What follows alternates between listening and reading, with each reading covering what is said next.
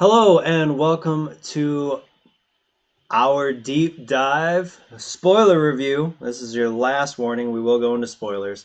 But today we're going to talk about Star Wars Episode 8, The Last Jedi. Now, this movie was released on December 15th, 2017, and currently it holds a 91% out of 454 reviews on Rotten Tomatoes. I, of course, am Mr. Nose, and with me, as always, for these deep dive spoiler reviews is Mr. Andrew. Say hello, Mr. Andrew. Hi. So, as we begin, why don't you go ahead and give us your generalized opinion on The Last Jedi? Love and hate. There's things I hate and there's things I love. It's one of those movies where you go, it's like, I really do like the movie, but at the same time, there's just things about it that just poke at you. There's some good and some bad, and I hate to say it, I think it's going to take Rise of Skywalker for me to really tell if I like or hate this film. Mm-hmm. But I can tell you one thing that I don't like right off the top is a comedy. There's one instance that I like that is feels like Star Wars comedy, and that's 3PO going, "I can't be a part of this mutiny. It's not proper protocol," or something like that. And then he walks off, and then the door starts to explode, and he starts freaking out. Does a 3PO thing, but the very beginning with paging Dr. Hugs or whatever he says, it's just it felt out of place. It's one of those things and it kind of takes me back to Indiana Jones Kingdom of the Crystal Skull. We're going to take a movie series that, it was an action-adventure movie with a lot of dry humor in it. And now we're going to take Star Wars, which is very similar, has a lot of dry humor. There's funny aspects to it. And we're going to make the same mistake that George made in the first three films by, let's introduce some characters or moments that are intentionally meant to be funny.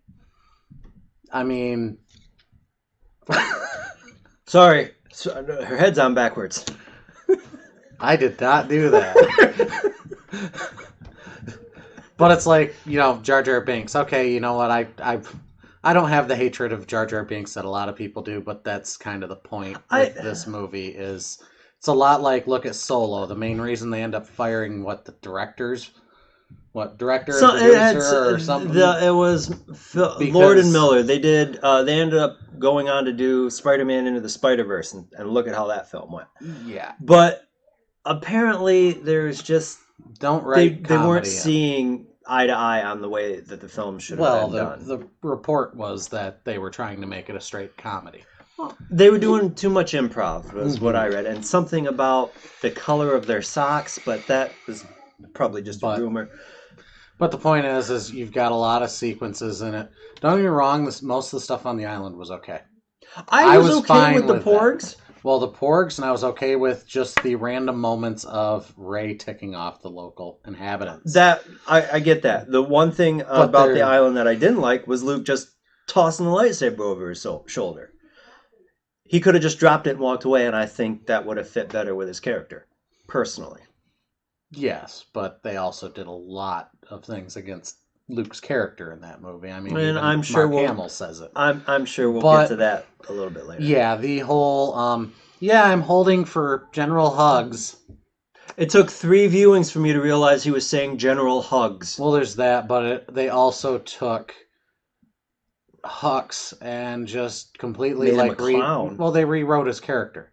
In the previous movie, he was just the typical villain. And then in this movie, we're going to make him out to be an idiot. He basically gets his butt kicked quite a bit and basically just made into like the joke of like the First Order. Yeah. He has a chance to be redeemed in Skywalker, but we'll talk about that when we do our preview / predictions of Rise of Skywalker. Mm-hmm. It's just there were some good points. Like I thought for the one thing that I really liked out of Canto Bight was the drunk alien throwing coins in BB-8. That was funny to me.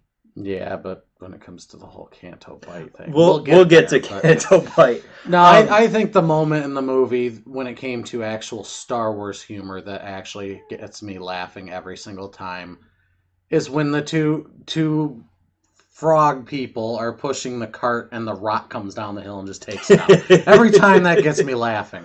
But outside of that, there was just the a ton of caretakers, yeah. movement moments where they intentionally wrote comic relief into it, where you're just going, this just wasn't necessary. It felt like they tried to update the humor, and it didn't need it. Well, I mean, look at like Crystal Skull. That movie could have been great. Instead, they literally tried to write every single sequence of that movie with comedy in it. Yeah. And in the end, you just watch it and go, this is a joke compared to the first three movies. So, Well, yeah. We talked a lot about this paging General Hugs moment, and that leads me into wanting to talk about Poe's run on the Dreadnought, his plan, so to speak. He was Han without the intelligence of Han. Han knew when to run. mm-hmm. Han knew when people. It always comes back to me to a scene in. Uh, I think it was season 3 of Game of Thrones. There's a scene with Edmure and Robb, and Edmure's like, "Oh, I won this battle," blah blah blah blah blah blah blah. But he lost so many men, and even though he won the battle, he upset Robb because, quote unquote, we need our men more than they need theirs. And that's kind of what happened here with the Dreadnought and the bombers. They ended up losing every single bomber they had. But hindsight being 2020, had they not destroyed the Juggernaut, their fleet would have been wiped out. Absolutely. I mean, there's no way they could know it. So Leia was justified in her criticism of the fact that he basically threw away a bunch of people's lives and equipment for no reason. Because at that point in time, had it not been for the attack on the Dreadnought, they could have jumped away when the Dreadnought stupidly blew up an empty base on the blew up the planet. base first, yeah. They could have left. They Yep. could have been gone. Everybody was on board. But hindsight being 2020, if they hadn't taken out If the they hadn't Dreadnought, taken they'd have that been Dreadnought, destroyed. they'd have been destroyed in the next run because if They'd have dropped out of hyperspace. It wouldn't have mattered how far they tried to Yep, fly. and even if they used the other jump, it wouldn't have mattered. Mhm. And I did have to admit, I like the idea of bringing in fuel being a big issue in this. Mhm. The only other movie that fuel had any issue with was Solo. Solo, and that came out 6 months after this movie did, something like that, Mhm. somewhere near 6 months. So that was a plan that got him demoted, which I absolutely agree with Holdo and Leia for demoting him. He disobeyed orders. You Mhm. kind of need to follow along, quote unquote, follow along on that one. Well, he had to learn that lesson. He did, and I'm interested to see where that carries him into Rise. But the one thing I do disagree with, and I'm sure we'll touch more on it as we go, is simply Holdo's treatment of him throughout the movie, because she basically leaves him and everyone else in the dark, and then they wonder why he pulls a mutiny later in the movie. Yeah, You could have. There was nothing wrong with them simply going, "Hey, we're gonna burn fuel and then transfer it and try and get at least to this point and get away." There's a plan here, not just completely go about it. And Well, the reality is things would have turned out different. They would have actually absolutely. escaped. Yep, because And instead, by not telling anybody anything, they kicked off a disastrous plan. oh goodness, yeah. That Let's ends go up- right into that. Let's go right into that because oh my goodness. Yeah, I mean, it's a plan that basically reduces the resistance down to what, 20 people out of like 400. She did mention 400 when they combined the ships, but by the end of it, yeah, Not to 15, mention, 20. you got the command staff on the main like leaders are dead, and then all the commanders of the supporting like frigates all die too, because for some reason they decide not to set the ship on autopilot and just sit in the chair and keep driving. Let's talk about that little instance that destroyed the command crew, the higher Admiral Akbar and the rest of the leadership. Yeah, the leadership was so. I like to call this the Leia Poppins moment, and Hmm. I know that's not original. I know I've seen this online somewhere. I got absolutely no problem with her using the Force. No. The problem I have, and I understand, like from an idea on war, because at any time during war, doesn't matter who you are, you could go. So Hmm. I understand that with Akbar. But if it was me, I wouldn't have had the ship blow out. I would have had it blow down and like kind of cover Leia to where she would have to force push up the debris to get out, and then you could, in theory, save Leia and Akbar. Because I think Akbar needed more than what he got. But I will say this: it's a rare moment of using actual physics. True.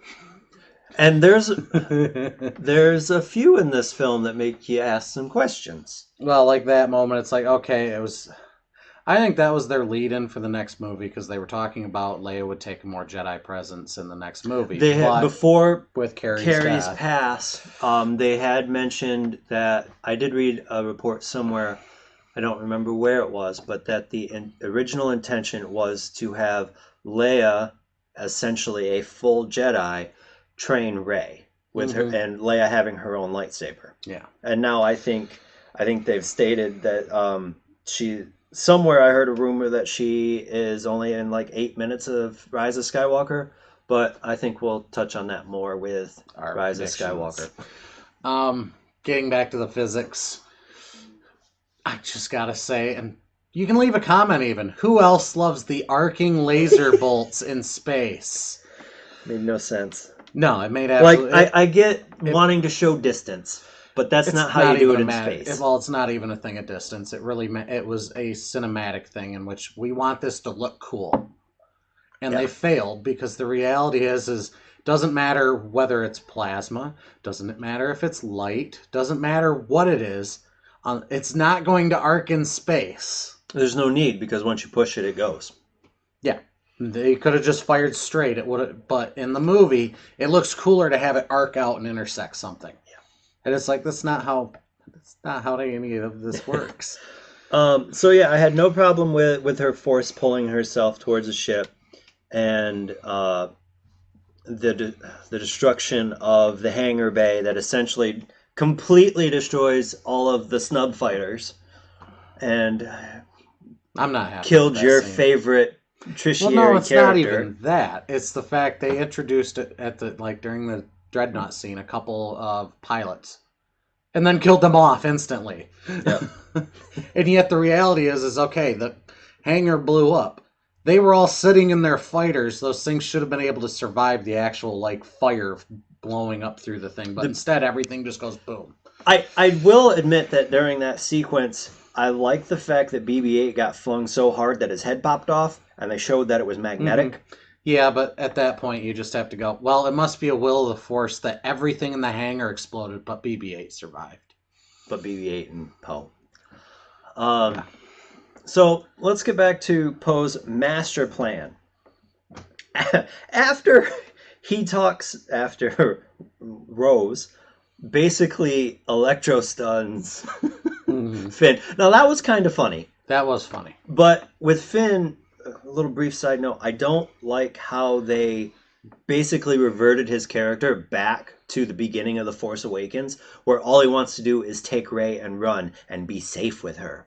When at the end of Force Awakens, he lights his lightsaber not He to takes a protect and run. stand, He takes a stand. and then he goes back to instantly.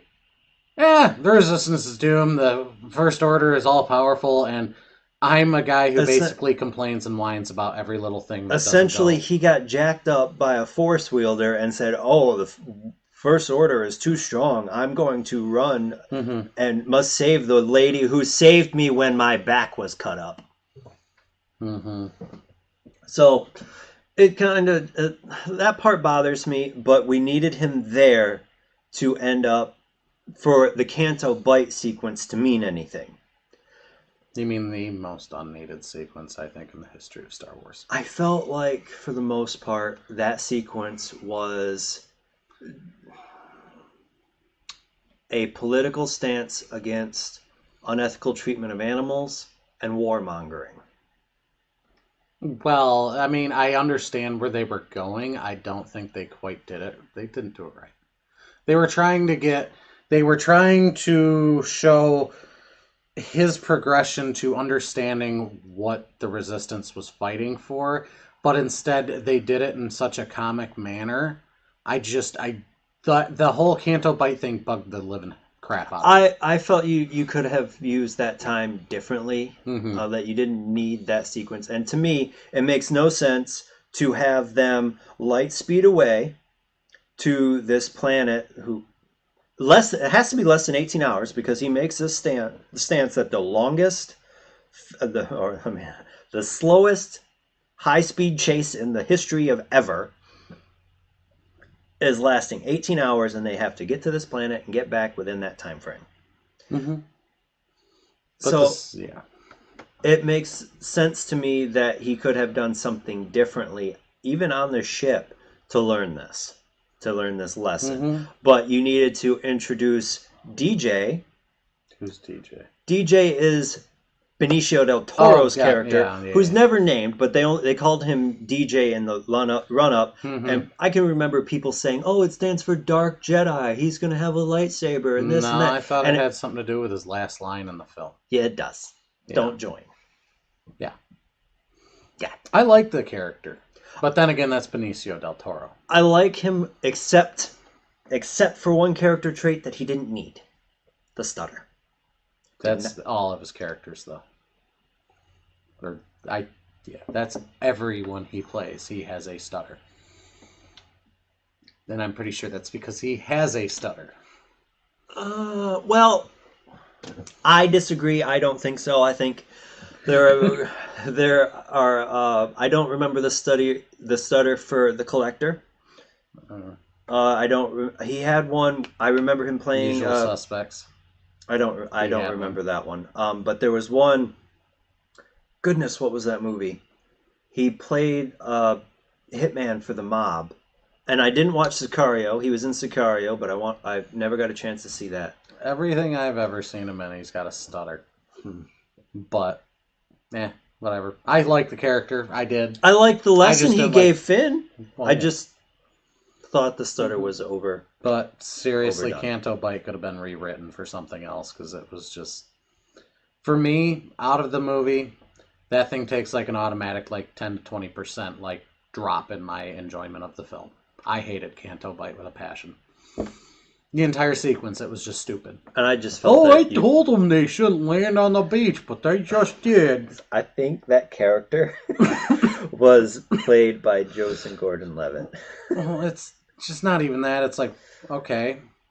For one, why would they just land on a beach right inside of town if they were trying to be inconspicuous? They could have just probably landed at the frickin' spaceport or in a field somewhere. But they were in No. a hurry. They had 18 hours. That's not the point. That's still not the point. There was a grassy field nearby they could have landed That's in. true.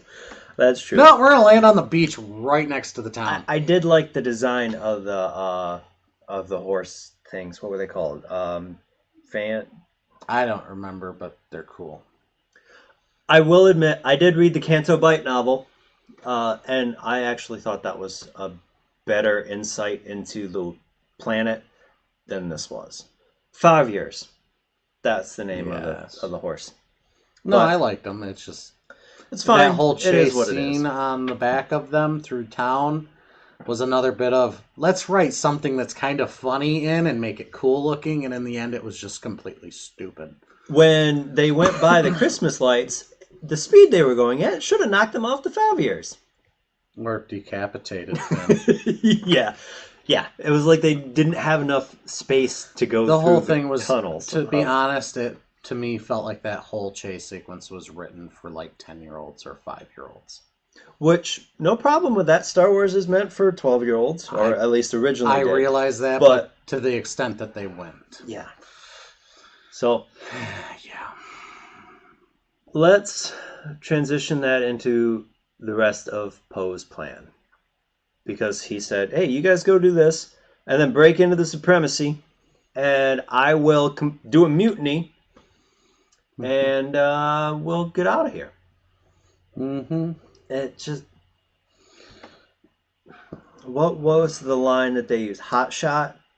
Well, Um, well, my thing I love is, hey, go to Canto Bite to find this random like super hacker, which they Call changed him it a to Slice. slicer. Well, no, they changed that. Remember? Didn't you ever hear the explanation as to why they didn't call him Slicer? Wasn't it something about Because the new generation doesn't know what a slicer is and would get confused. they'd have learned instead of just calling him Yeah. a code breaker? Yeah. But basically, Maz Kanata's in the middle of a fight that's going to last 18 hours. She couldn't just, go, okay, hey, we're done with this union dispute. I'm leaving. Yeah. No, we're going to use that to prep up for this whole thing. But yeah, the rest of his plan, you guys are going to break on the most impenetrable ship in Because Finn existence. mopped its floors. Yeah. So right now with that sequence, I have nothing to say until we catch Rey up.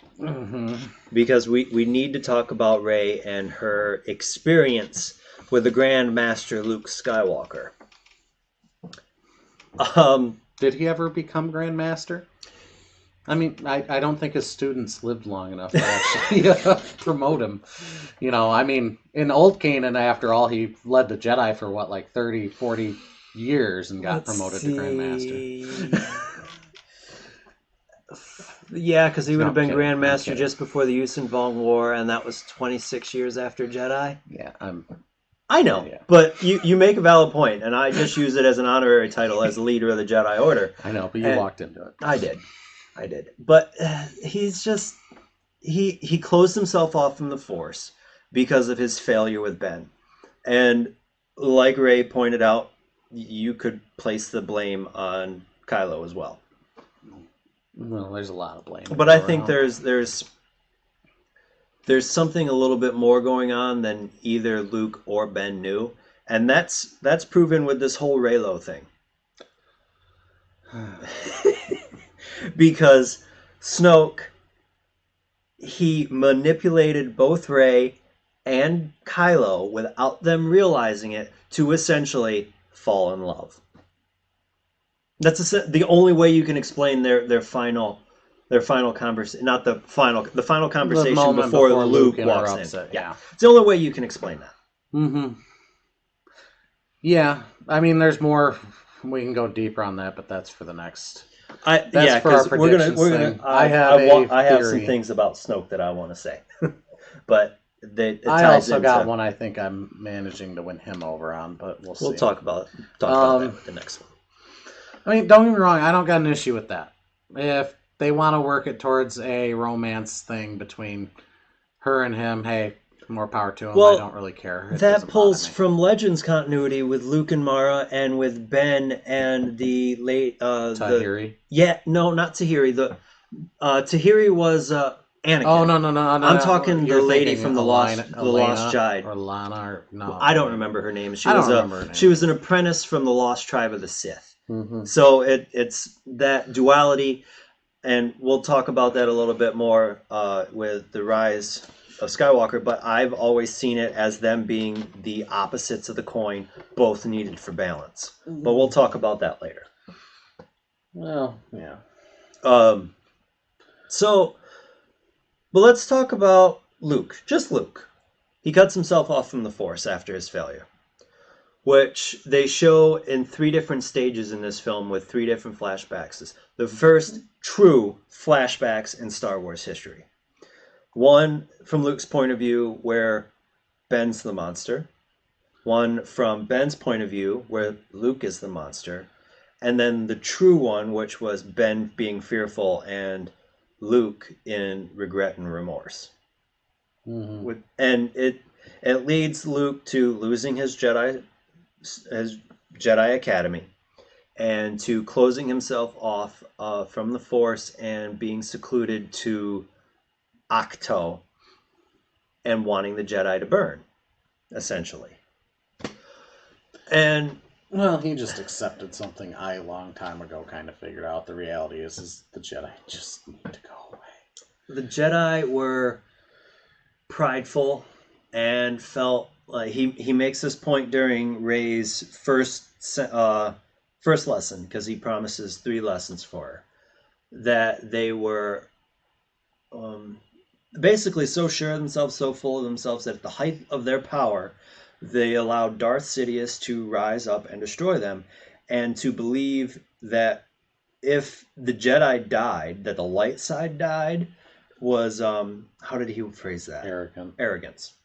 I believe he Well, said that's pure well, that's arrogance. the reality. Every time the Jedi Orders rebuild, it starts off great. It does, and then as time goes by, it just they become so hung up on their own legend as well as on the religion of the whole thing that in the end they're blind. And They forget the fact they are peacekeepers of the galaxy. Sometimes you don't just defend, you have to attack. yep. And the problem is they got to this point where they sat in their temple the height of I mean, it the was like highest. the height of opulence even. I mean, that's how it's described it sometimes, is the simple fact is the Jedi talked about how they're there to protect the lowliest people, and yet look at how they treated Jar Jar Binks at the beginning. Yep. Yep. It's just And some dumb local.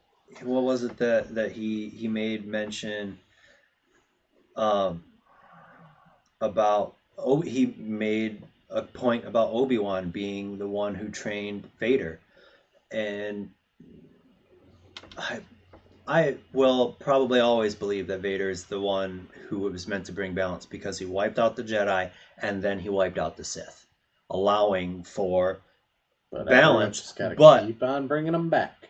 but Luke should have been the balance, so to speak, because his father gave him a clean slate, and he hung to The the the teachings. teachings. Which, here we go. We're going to talk about Yoda. When Yoda came back, that's essentially what he said. He said, "You failed, but you got to learn from it. You never learned from your failures." Mhm. And the fact that, Yoda did.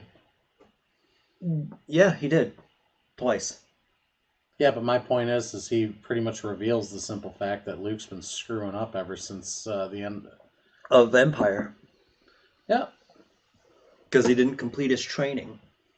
Well, And it wasn't even just that. I'm talking about with when he burns the tree.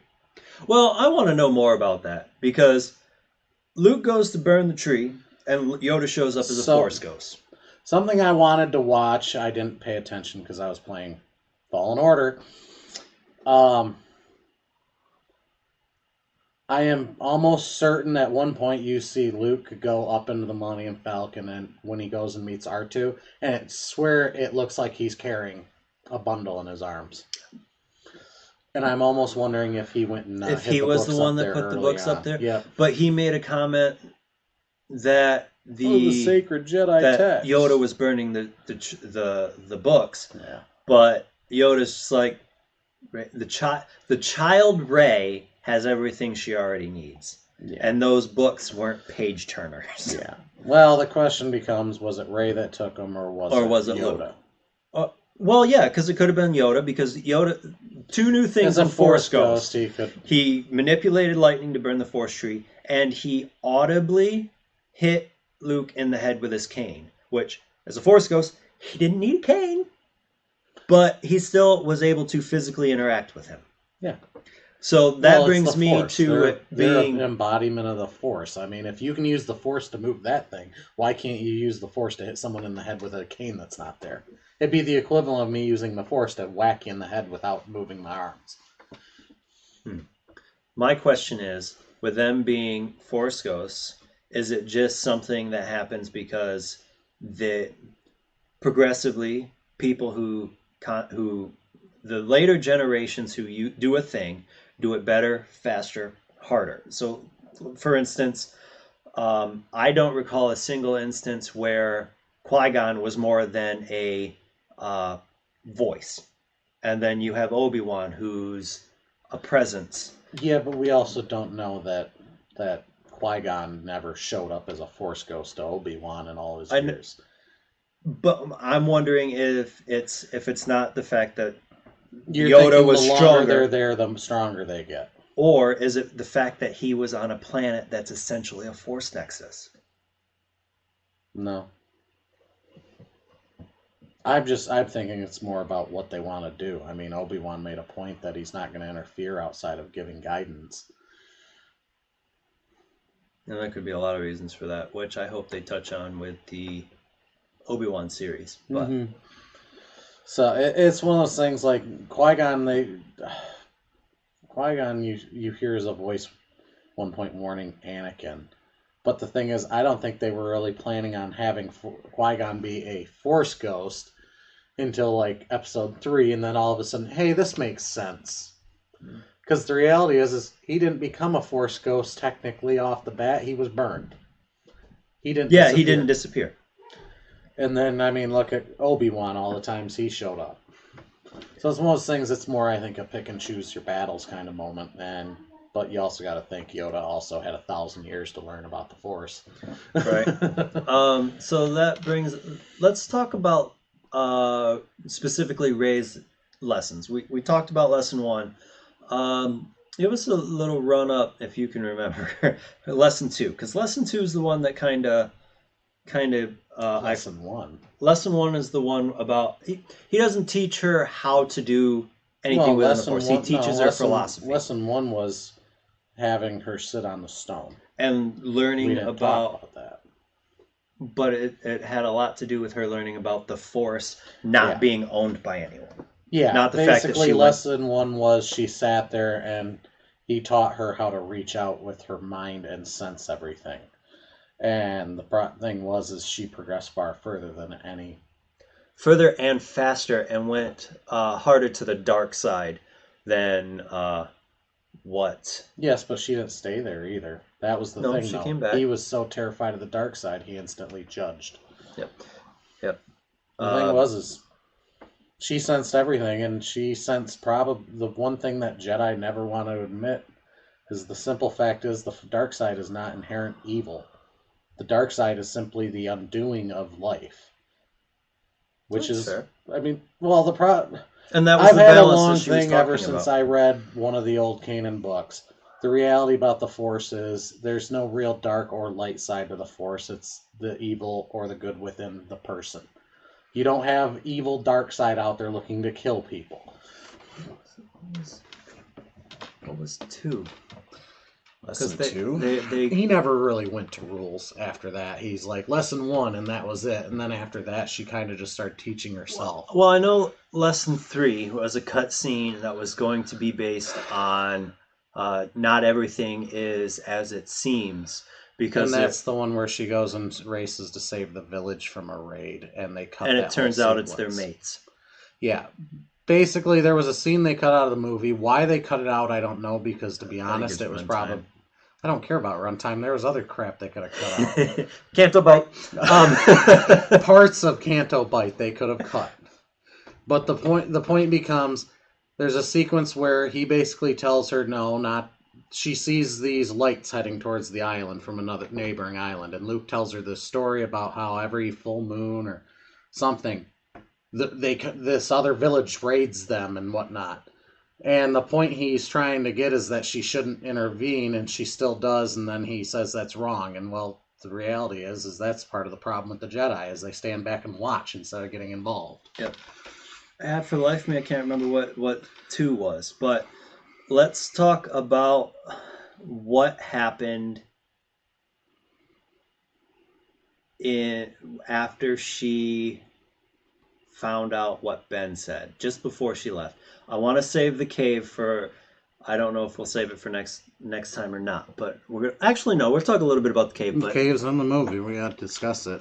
well, The theories we could always theories. leave for later. It's.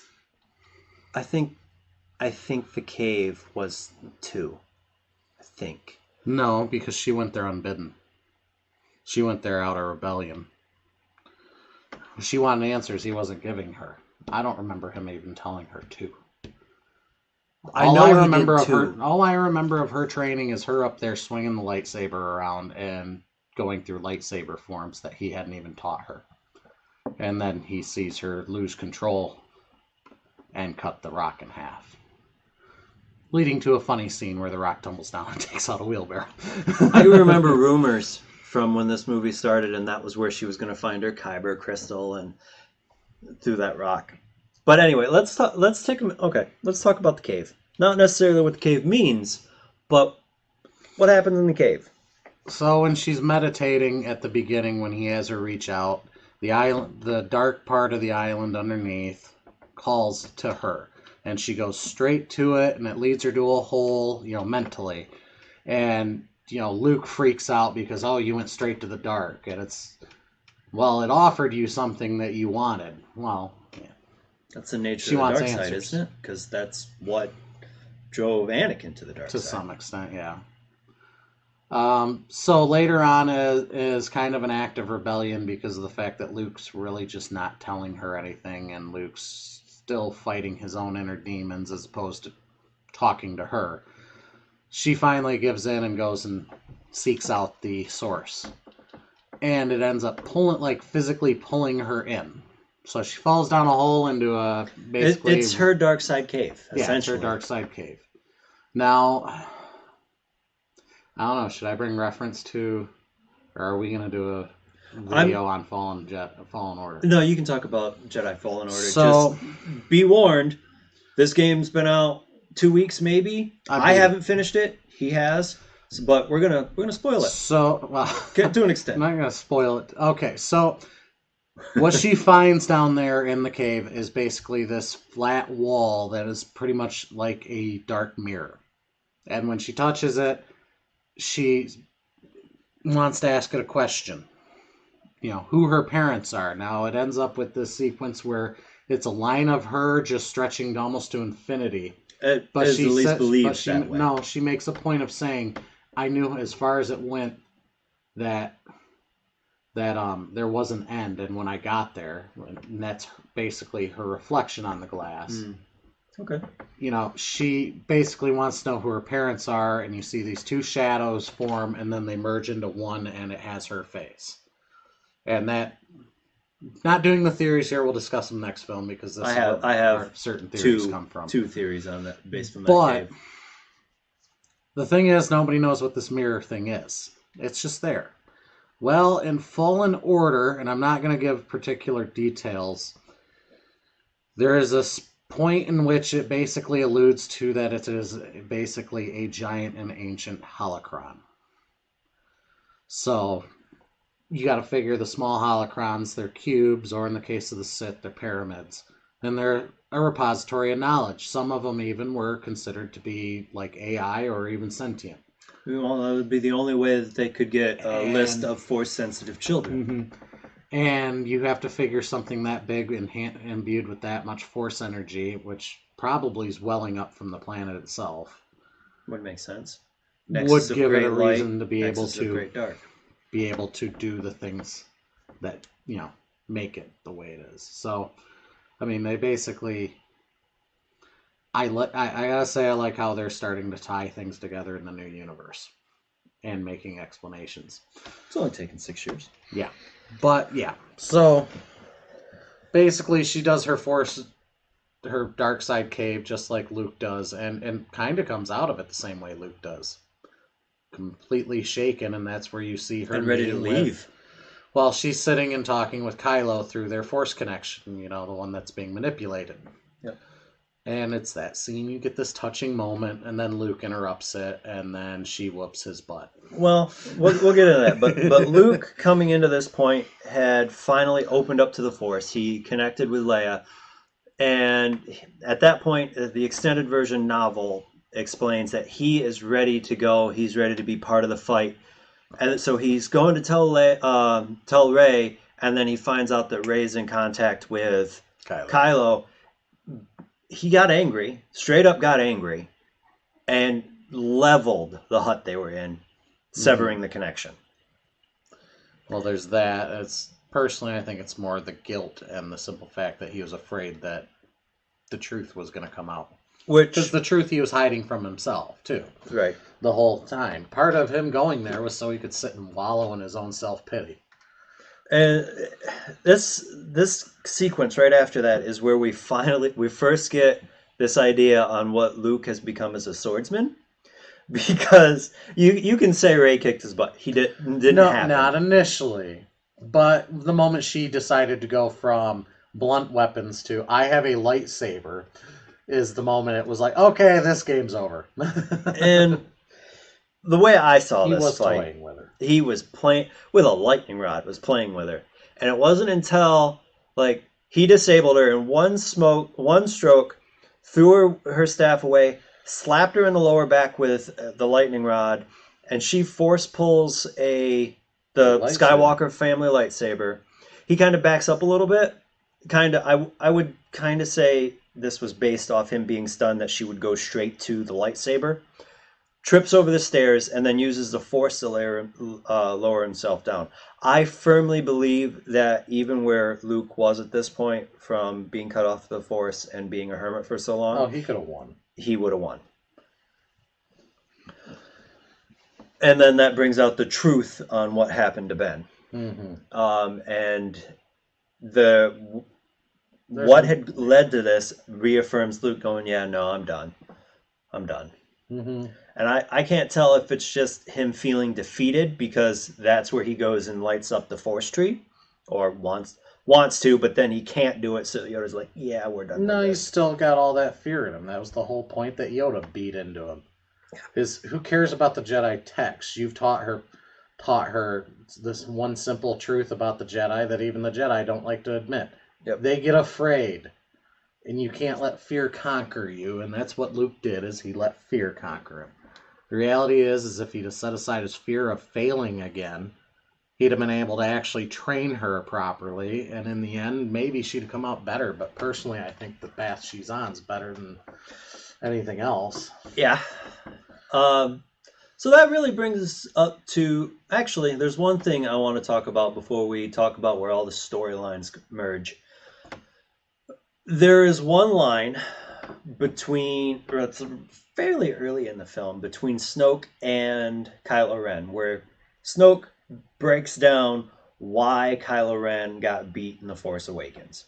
He doesn't talk about his physicality where he was blasted with the bowcaster, but talks about what the death of Han Solo has on him. Basically says, "You're too much of the light side." So it kind of brings Oh, I was into, conflicted. yeah, that it what He was too busy fighting his anger over killing his dad and his satisfaction over killing his I dad. believe his line was, "It split your soul in two," and that was what led to Rey beating him.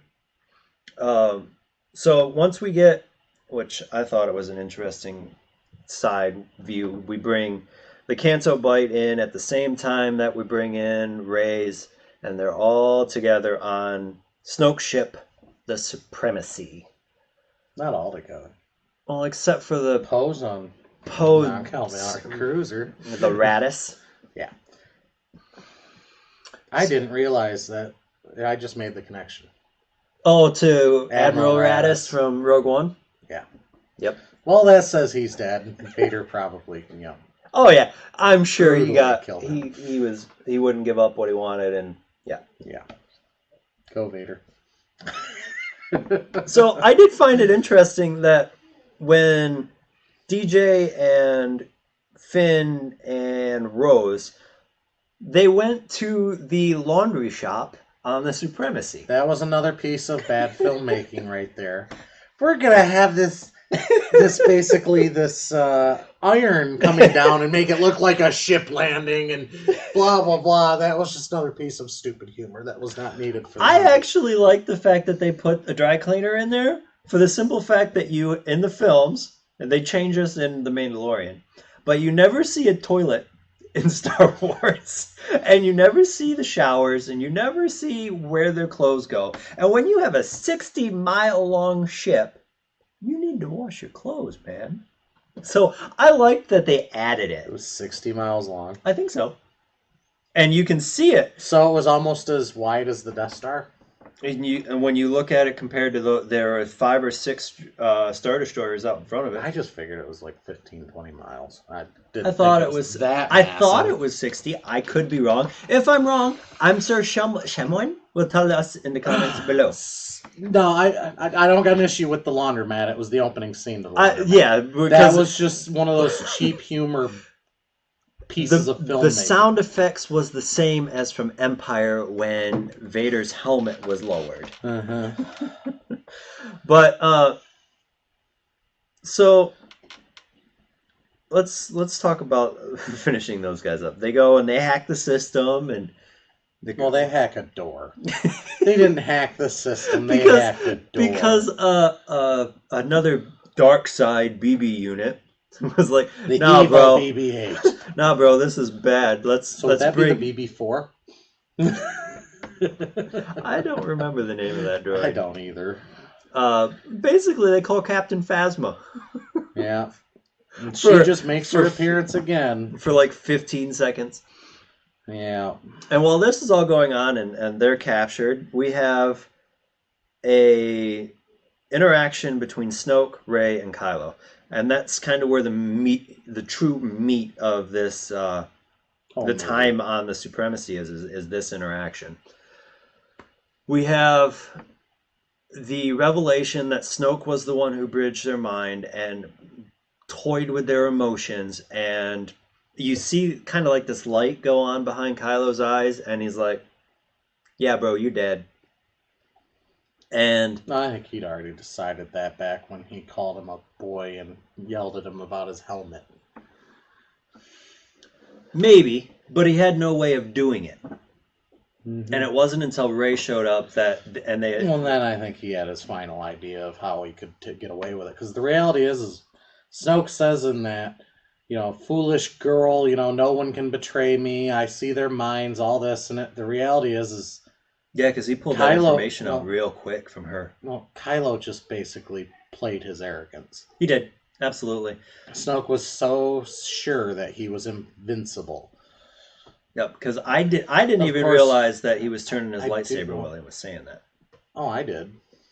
But my thing is, what invincible guy has to have a small, detachment of like armored guards? Yeah, there are about 8 or 10 Praetorian guards there. So we have Snoke playing with it, force moving her around. It's like, girl, you didn't learn how to use force shield. Yeah, he's just showing off. He's showing off, and you got to give Rey she had heart, had some spunk trying to retrieve. No, I think it shows her duality during that whole sequence there. The fact is she's got a lot of anger, but she's also got a lot of control. Yes, it's control. You must learn control. And I think she learned that well. Another point of non-Star Wars comedy that I enjoyed is when she pulls the Skywalker lightsaber, Snoke flings it around her, hits her in the back of the head with it, and then it comes back. I thought that worked well, but because it shows Snoke's arrogance and how overpowered he is compared to Rey. And he makes one comment in this movie: the dark rises and the light to meet it. I thought the light would be Skywalker for Ben. Ben thought, wasn't it? I thought he said something about that. Ben thought it was Skywalker. Snoke owned that one. Oh, I thought it would be Skywalker, but yeah, and Skywalker was the rising light to Snoke's rising dark, because those two are. Well, no, I'd say Snoke was the rising dark to meet Luke. Oh yeah, I could give you that. And then as Ben rose in the dark, Rey rose to the light.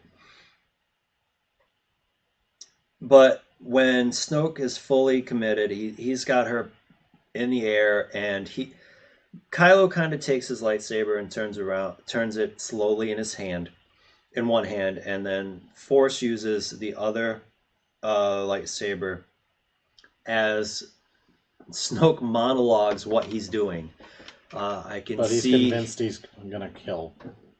I believe the line goes something along the lines of, I can see my young apprentice turning his lightsaber and uses it Ready to to ready to strike strike down down his his true true enemy. enemy, and then he just kind of twists, makes a fist, and the family lightsaber cuts through Snoke, and Snoke just kind of looks down like, what? what? And then he force pulls it to Rey, and Snoke just kind of falls in half. And then Then it turns into a really awesome battle. yep, I love this battle. Yeah, the sound effects, just the whole thing was great. No words. They knew it was together or die. They fought back to back, and some people can claim, "Oh, she's a Mary Sue. Look at how she fights these elite guards better than Ben." Well, Ben never fought one-on-one with any of them. It was always 2 or 3 on 1, and Ben never got injured. Rey did. Yeah, but that argument's about everything to do with her. She married through. No, they already basically said we're going to explain why she is the way. The reality is she's a natural and she's learning as she goes. And we got a lot more information coming. Yeah. That's Ben said. Yeah, but what was it? There was something I was going to bring up in that. During this whole sequence leads into something we'll discuss in the next one in regards to my theory I have. Because there's a lot of dialogue through this that just plays into an idea I have about what's to come.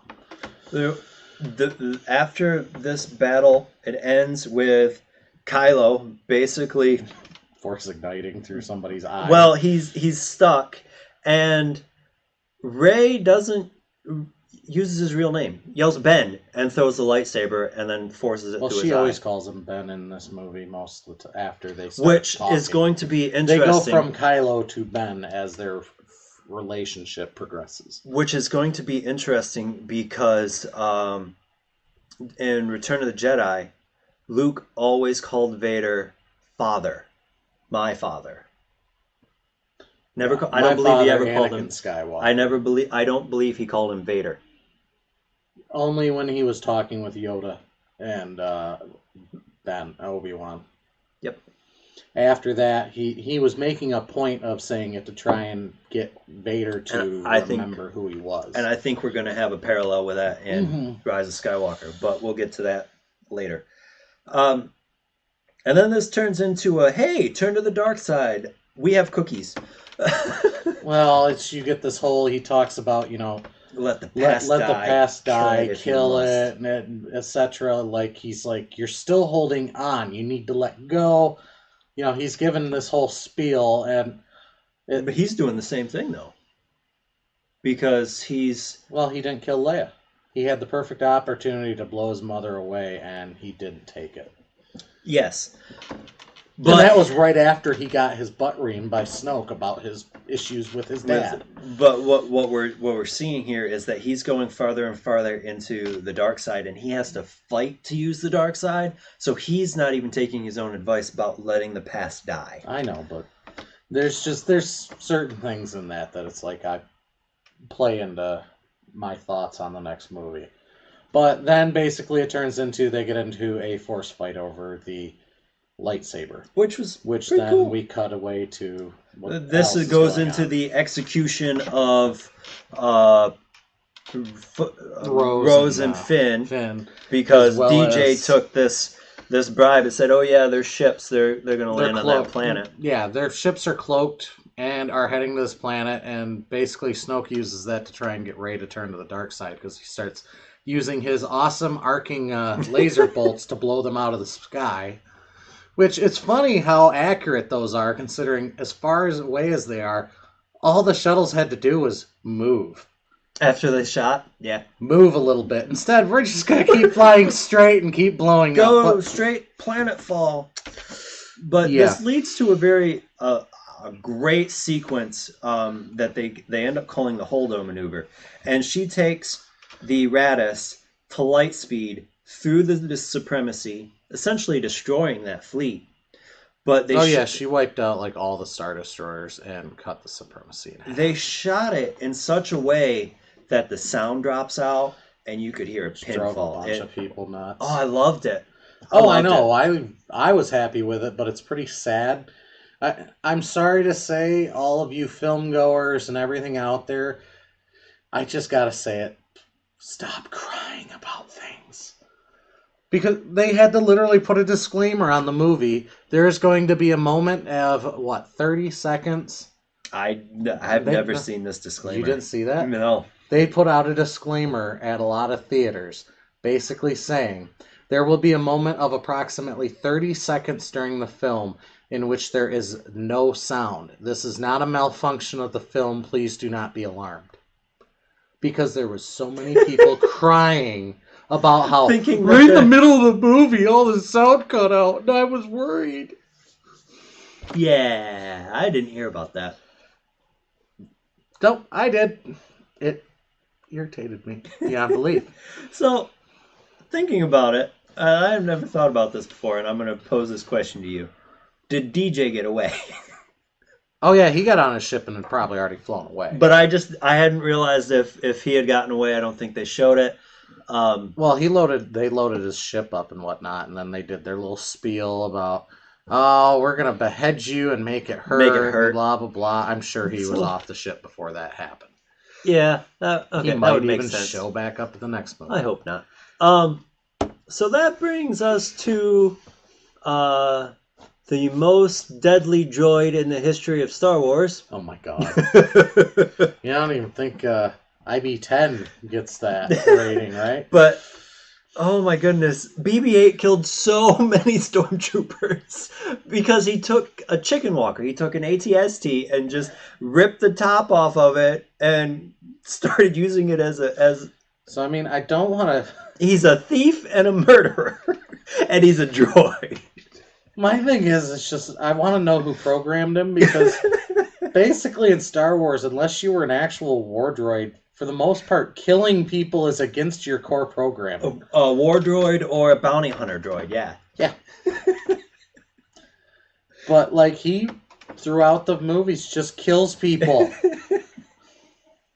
I mean, R2 was like he killed his own kind. He destroyed a couple droids. Yeah, he kills his own kind, and but he likes to electrocute people. Yeah, he electrocuted He's a few like a Ewoks. synth of droids. But oh my goodness, and the way that by the time he's carrying around the chicken walker and Finn and Rose look at him like, oh boy. Well, you should have seen something like this coming because he stole a ship for you guys. Well, I do gotta kind of go. That whole loping gallop through the flames to the shuttle thing could have done without. That was like the gratuitous humor kind of like good feeling sequence that we got from the whole chase through Canto Bight. It's an AT Walker going, wee! I mean, my God, no, that's not. I don't even think that's mechanically possible. But we're gonna put it in there to give it kind of a high note for them escaping. What's kind of funny is talking about this now brings it back to a Force Awaken line by Kylo Ren, where he just goes, "The droid stole a ship." Yeah, that droid can steal a ship because this happens days after the Force Awakens. Yeah, but no, during that sequence. So yeah, she gives her own life, sets course and boom, takes out a massive battleship as well as basically every Star Destroyer in that fleet. Now they don't really say whether that was all of the First Order's actual like military forces, and it's not. But the only reason why I can say that definitively is if you play the Battlefront 2 story mode. Eventually there was DLC released where that is how they knew how to destroy the dreadnoughts, and they had at least 20 dreadnoughts, and we've only seen one in the film. No, that was 20 fleet. That was 20 fleet groups, not 20 dreadnoughts. They found a listing of all the destroyers. There was like 20 destroyers in the First Order. I was under the impression that was. Then they go, oh hey, we found something else here. What is it's some kind of new kind of ship nobody's seen before, and it's a dreadnought. It's a fleet killer. And they make the idea, they do imply that there's more than one. But the actual fleet groups they saw, and they were like, there's enough destroyers here to be able to basically seize all the key sectors of the galaxy. which they do in the Hmm. year and a half or so between But Jedi and so Skywalker. yeah, so Holdo sacrifices herself, does her jump. Right before she initiates the jump, the lightsaber explodes in half between the two because, like we've seen it before, where the lightsaber goes to Rey every single time almost. You know, in a contest of will between her and Kylo, but this time it splits. That Every and time that they've gone after the lightsaber, it goes to her. Now this time it's split between the two. I'm curious on if they explain that with him not physically dying, needing to use the Force to hold himself together from the bowcaster shot. It, just a quick theory. So Yeah. maybe. But lightsaber breaks. At the same time, you got the axes are falling on Finn and Rose, and then boom, you get that scene. Next thing you It know, leads into a one-on-one with Finn and Phasma. yeah, Finn and Phasma. Finn ends up And with that's the help of BB-8 because she almost does kill him. yep.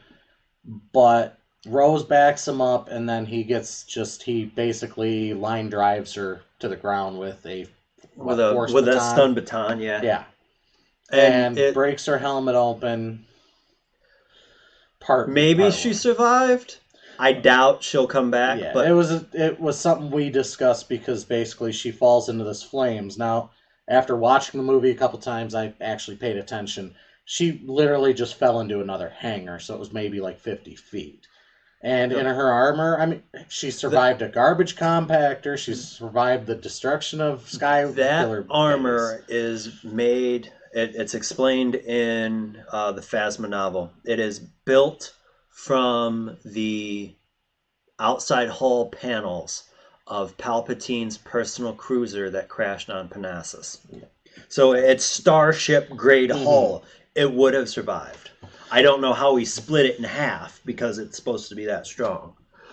Yeah. But that fight But is meant we to haven't even seen her in any trailers. We actually true, saw her in a trailer for this true, film. So and that battle is mostly meant to truly solidify Finn's arc as being a rebel because she calls him a rebel scum, no, she called him scum. and he She said said, you were always scum, and he goes rebel scum. "Yeah, He's found his place he's finally finally. found his home and he's agreed to it." But then they do their loping run. But at this point in the sequence, you got Personally, I thought this would have been a great place to end the movie because you kind of got the length here, and it to me kind of felt like it started to drag on a little bit. mm-hmm. But once they hit Planetfall and Crate, is it Crate? Yeah, That it kind of picks another gear. but no. So you go to Hux is standing over Ben. Yeah, he's about right. He's just like, I got a Yeah, gun. he I'm gonna starts shoot edging you. in, starts pulling a blaster, and then Ben stirs, and he's like, Yeah, and that's where he starts becoming a punk. well, he was already a punk But throughout the movie. he's He was a getting running joke. They yeah. made him out to be a complete moron. And the thing is he had to have become a general somehow through some ability. But Not instead, just a throughout the movie, raging they cur make or him out whatever to they just call be him. an idiot. But no, so at that point, he tries to establish some level of dominance. Hey, it's my army. What do you mean? You're not going to order me around? And then Ben's The just like, the starts supreme choking and leader goes, is dead. The "All girl hail the killed her. supreme leader." So yeah, so Ben's basically seized control of the First Order. And that Yeah. leads to the Battle of Crate. We have you. If you thought an AT-AT Walker was big, you need to see the AT-M6 Gorilla Walkers. They're huge. They tower double the size. Would you say? I'd say at least half again as big. And you have everyone essentially in this mine shaft. Well, the point is it was an old rebel base they wanted to slip into. It's got a deflection shield system to prevent orbital bombardment, and then it's got a massive armored Durasteel, like starship armored door Yep. that's supposed to be impenetrable. So they So bring they were out just going to sit there. The mini Death Star mini Death cannon. Star tech. It'll crack this I door do like a love the shell. name of it. I mean, I'd love to know how long they brainstormed this in a sitting session. The battering ram cannon. Why didn't you just call it a, breaching gun? I don't something. It leads to a interesting ski skiff battle, I guess. I could have done without the ski thing.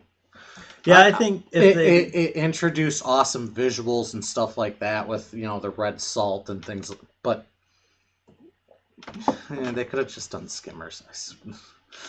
Well, after they get destroyed, we have the idea of Finn is going to destroy this cannon by ramming head on into it and destroying it. I don't think he'd have made it personally. I don't. I think the ship would have fallen apart. But it leads to Rose attacking the ship, basically knocking him out, and leading to saying, "We're not going to defeat what we hate through hate. We have to fight for what we love, not fight for hate." Or that's essentially the message. Mm-hmm. And then kisses him and pass out. Yeah. And then we have Grandmaster Skywalker having a conversation with Leia, and he does exactly what he tells Rey. What do you think is going to happen? I'm going to walk out in front of the entire First Order with a laser sword. But the thing is the big clue is he shows up mysteriously when everyone's lost hope because nobody's responding to their mayday. Yep. And then, the battering cannon's fired. They're sitting ducks now. They don't know how to get out. He comes in, has a chat with his sister, and then walks out to basically face down the entire First Order with a blue laser sword. Blue laser sword. He looks younger. This is essentially the look that Ben would last have remembered him by. But he's also in his, Luke's traditional black outfit. Were they black? Yeah, he was in his blacks like he wore in Return of the Jedi. I didn't notice that. He always wore black. But, he marches out there, and the whole thing is pretty much to just mess with Ben's head. Before this happened, there's one thing that we didn't mention. When the skiffs were flying by, they had not Star Destroyers, TIE fighters. TIE fighters and the Millennium Falcon. Falcon shows up and he explodes, blow that piece of junk out of the sky. Oh yeah, he's pissed. He don't want to see it. Yeah. It's a reminder. It's a reminder of Han. He knows who's on it right now and he feels... He's betrayed. Mm-hmm. And I do love the fact they literally speared 3 TIE fighters out with one shot. Oh yeah, that YT crater. Rose was about to get spitted by these TIE fighters chasing her skiff. Yeah. And they had a perfect lineup, and they took one shot and blew 3 TIE fighters down. I have to admit, and then you get the porgs. Even if you're going through and saying, well, the older battles are better because they're done with models than what we have. If it wasn't for the CGI, we've reached a point in which CGI can do what model work does. I am happy with everything I've seen in the new films. In the first movies, Episode 2 sucked. Sorry, you couldn't get what model work did. Everything looked better. Okay. 3, we were almost there. Stuff looked good, it did, but you could still tell it was CGI. And then we got into Force Awakens in this movie, and I've been happy with every I think Jedi looked great. I think the battle above Scarif in Rogue One was amazing. Oh yeah, that's my point. So this leads to Luke being bombarded by, I have never counted how many AT-ATs and AT-M6s. I think there was like 6 or 8. They fire for a good 10, 15 seconds. Until Hux finally says this is just enough. Yeah. I think you got him? I think he was starting to realize where no one else was that this doesn't quite look good.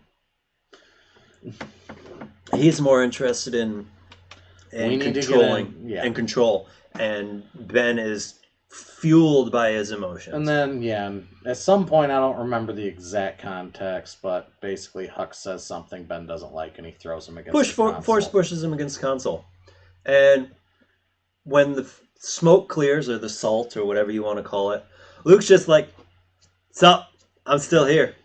Hmm. Leads to I would say a duel, though they never connect.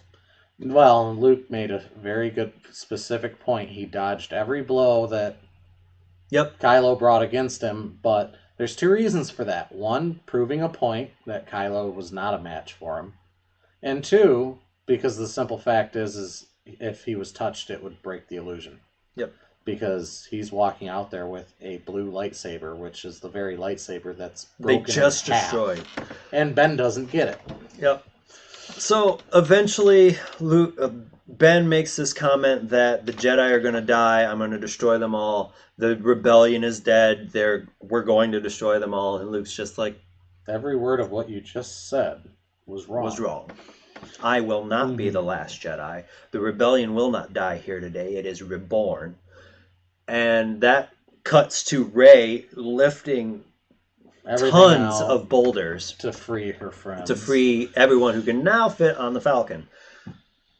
And Ben goes Ben in. impales, or basically was able to cut him in half. And he knows he hit. You can tell his look on his face that he knows he hit, and he just looks at him and he's like, what? And then just slowly impales him, and he's just like, see you around, kid, and disappears. And then it cuts to Luke joining the Force. I would agree with that. I don't know if it's his belt. There's a sequence he's pulling himself back up on the rock, and you see this black area on his white shirt. I don't know if it was his tell belt if that's scarring or from if it was that there was where a he got- trans. yep. Yeah, but he basically sits down. He's finally at peace, and you see his rope blow away. There is one line in the novel that just says, Luke, let go. Mm-hmm. And Leia and Rey both feel it. Everyone's loading on the shit onto the Millennium Falcon. You got Ben's in the control room. Ben walks into this mine, picture in picture with what it looks like, shot by shot, if you compare them, to Episode 3, Vader storming the Jedi Temple. Completely same shots. They just look a little different. To where Ben walks up and grabs the dice from the Millennium Falcon. His dad's lucky dice. And I have to say, that kind of throws into me to maybe he's alive, maybe he's not, because the dice disappear after Luke dies, which I would think wouldn't happen, but magic of editing, maybe he died after. You can say what you want. They just cut It's it just wrong. weird. But he ends up looking up, and it's another of those moments where him and Rey connect. I think the dice is what connected them. Yeah, and Rey just ends up. It's Shuts like the she's door. given up on him and just Yep. shuts the door. And you got Hux in the background looking at him like you're an idiot. You've screwed up. Yep. And then as the film ends, we have the Jedi books in the container. Because Finn is trying to Finn help and Rose. Rey's looking and going. Rey's meeting she's Poe. But Rey's kind of happy that Finn's finally got a girl. Yeah.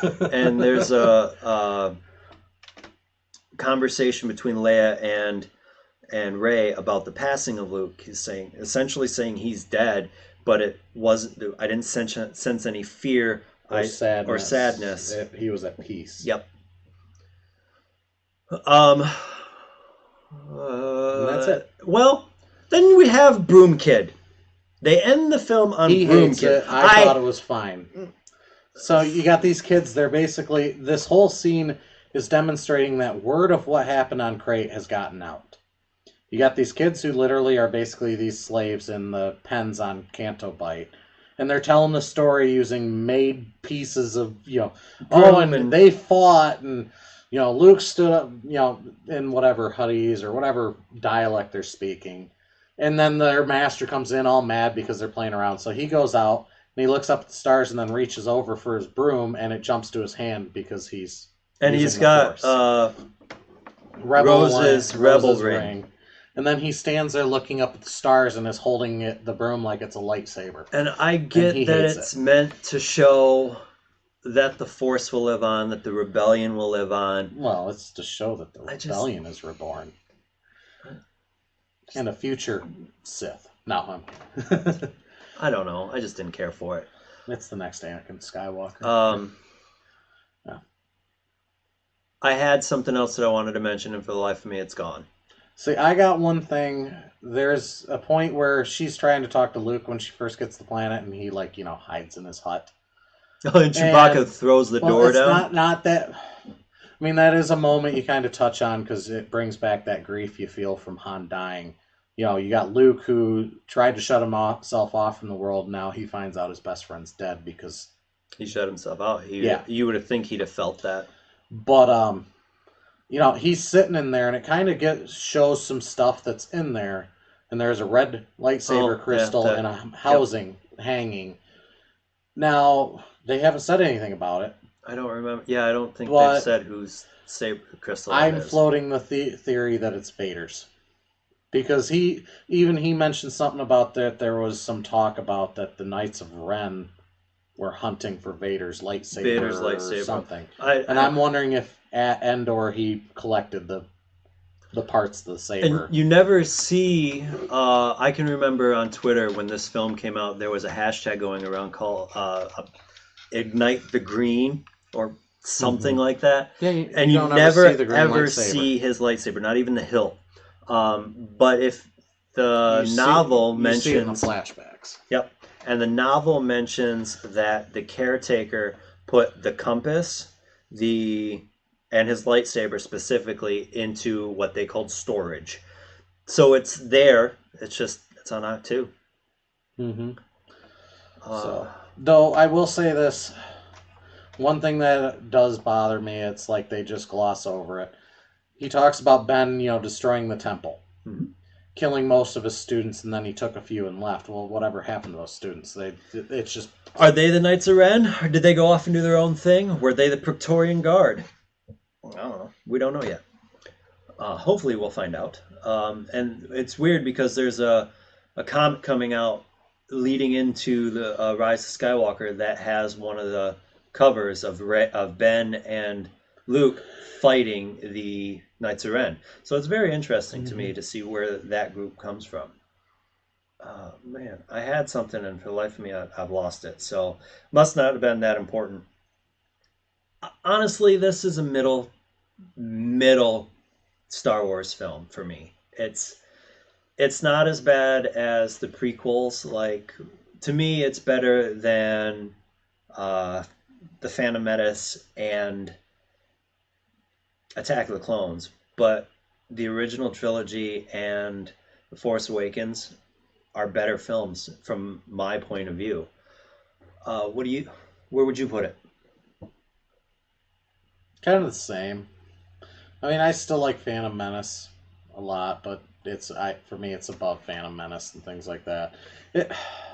It's hard for me to place either film from this trilogy. I think we need the last one before we can truly every time place I them. watch them, as much as I like them, I also dislike them. It's one of those weird conflicts where it's like, I really do like them, but there's just all these little things throughout the movies that just rub me the wrong way. I've enjoyed it. With movies, that's all you can ask for, is that you enjoy them. And I enjoyed it as a film, maybe not necessarily as a Star Wars film. And there have been other films where I have felt that I enjoyed them as a movie, but not as a movie in that series. I kind of feel that about the Hobbit films sometimes, is that they're enjoyable to an extent, but they don't feel like they fit with Lord of the Rings. No, but they also had the same problems in which Peter Jackson, personally, I feel like he was on pot and acid while he wrote the damn things. I'm going to completely change the storyline and add new characters and events, and I'm going to make all this sled pulled by giant rabbits and all these funny moments where there's dwarves getting thrown around and all this stupid stuff that was never in the book. If you really want to hear him go on about that, leave us a comment below, and maybe someday we'll do a deep dive on the Middle-earth sextilogy. Is that how 6 is? Yeah, it'd be something like that, yeah. So, I can't think of anything else. Movie's fine. Here in a couple weeks, we will be seeing Rise of Skywalker. I will do a non-spoiler review for release day, and then probably the Monday after, we'll do a deep dive after both of us have sat and watched it. Won't be surprised if we miss a lot of things, only watching it once or twice. But with that said, if you have enjoyed this long conversation, 2 weeks we will be releasing our preview slash predictions for Rise of Skywalker, and then it'll be that Friday when we have finally get our hands on it. But with that said, if you have enjoyed it, hit that like, subscribe, ring that bell so you can get our predictions, and share this video. And until next time, have a great night.